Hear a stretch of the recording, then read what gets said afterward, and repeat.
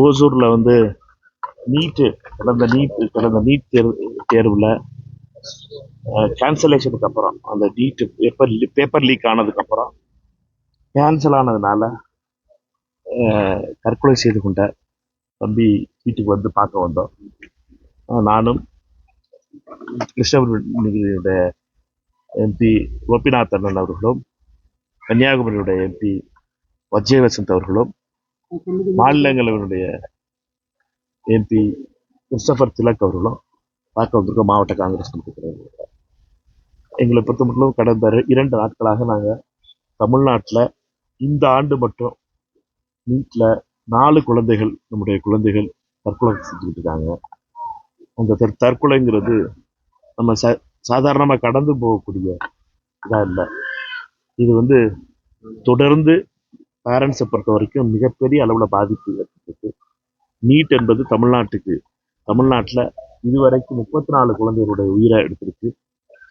அதுவும் மிகுந்த கனவோட அவர்களுடைய ஒரே கனவா இருக்கிற டாக்டர் ஆகணும் அப்படிங்கிற கனவு 2-3 வருடங்கள் அவர்கள் கோச்சிங் சென்டர்ல படிச்சு, கோச்சிங் சென்டர்ல லட்சக்கணக்கான ரூபாயை கட்டி, கோச்சிங் சென்டர்ல தங்குறதுக்கு தனியாகவும் ஃபீஸாகவும் 2 கோச்சிங் சென்டர்ல கட்டி, அதனுடைய விளைவா ஏறக்குறைய 4 லட்சம் ரூபாய் இருந்து 10 லட்சம் ரூபாய் வரைக்கும் செலவழிச்சிருக்காங்க. இப்படிப்பட்ட ஒரு சூழ்நிலையில கோச்சிங் சென்டரை ரெகுலேட்டும் பண்ணல. கோச்சிங் சென்டருங்கிறது ஒரு பெரிய இண்டஸ்ட்ரி ஆகி நிற்கிது. இந்தியாவில் மட்டும் எதிர்கட்சி தலைவர் ராகுல் காந்தி அவர்கள் சொல்வதை போல 1,36,00,000 கோடி ரூபாய்க்கான இண்டஸ்ட்ரி ஆயிடுச்சு கோச்சிங் சென்டர். தமிழ்நாட்டில் மட்டும் 5,000 கோடி ரூபாய்க்கு உள்ள இண்டஸ்ட்ரி ஆயிடுச்சு coaching centre, NEET coaching centre மட்டும். ஆனால் பேப்பர் லீக் வந்து நார்த் இந்தியாவில் நடக்குது. அதனுடைய பாதிப்பு தமிழ்நாட்டில் கேட்குது. தமிழ்நாட்டில் நம்ம ஓசூரில் கடந்த தம்பி மாதிரி பிள்ளைகள் வந்து தற்கொலை செய்யக்கூடிய கொடூரமான நிலை நடக்குது. இதை மோடி அரசு நீட்டை நிறுத்தணும்னு சொல்கிறோம், தமிழ்நாட்டை எக்ஸாம் பண்ணணும்னு சொல்கிறோம், கேட்க மாட்டேங்குது. மோடியை பொறுத்த மட்டும் தமிழ்நாட்டுக்கும் தமிழ்நாட்டுடைய மக்களுடைய பிரச்சனைகளுக்கும் எப்பொழுதுமே அதை கேட்பது கிடையாது. ராகுல் காந்தி அவர்கள் இதற்கு தீர்வுன்னு சொல்றது நீட் 2029 நீக்கப்படும் தமிழ்நாட்டுக்கு. எங்களை பொறுத்த மட்டும் நீட் லீக்கேஜ் நிப்பாட்டணும், ஃபர்ஸ்ட் பேப்பர் லீக் நிப்பாட்டணும்.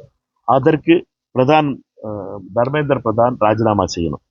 இதை வச்சு தான் நாங்கள் வந்து இப்பொழுது ராகுல் காந்தி அவர்கள் காக்ரோ கா கூச் அப்படிங்கிற ஒரு சுற்றுப்பயணத்தில் இருக்காரு. கோட்டாவில் போய் பேசினார். அதுக்காக 17ஆம் தேதி தேராதூனில் போய் பேச போறாரு. எங்களை பொறுத்த மட்டும் இந்த ஒரு நீட் என்ற கொடூரத்தை அகற்ற வேண்டும். தமிழ்நாட்டில் இப்படிப்பட்ட மிகப்பெரிய தூரம் நடக்கக்கூடாது என்பதற்காக நினைக்கிறது.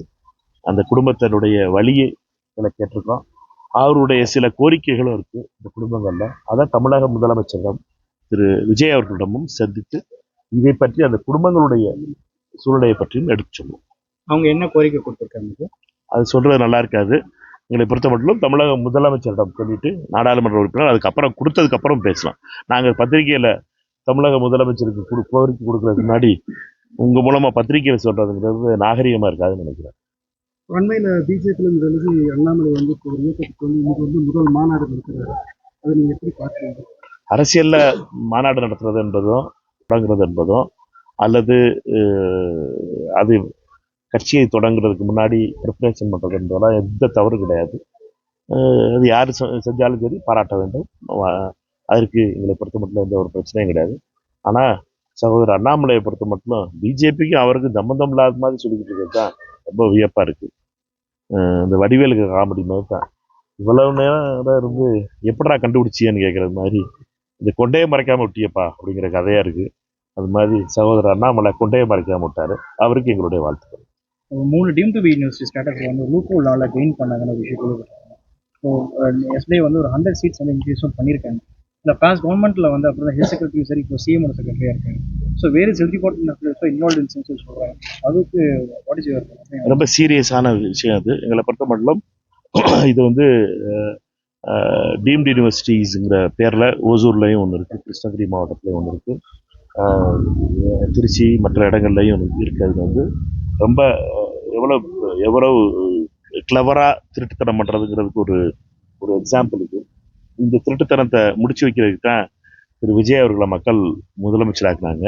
என்னை பொறுத்த வரைக்கும் திரு விஜய் அவர்கள் இந்த திருட்டுத்தனத்தை முடிச்சு வைப்பார்னு நினைக்கிறேன். இந்த திருட்டுத்தனத்தில் ஈடுபட்டவர்களுக்கு சரியான தண்டனை வாங்கி கொடுப்பார்னு நினைக்கிறேன். தமிழக அரசு உரிய நடவடிக்கை எடுக்கும்னு நினைக்கிறேன்.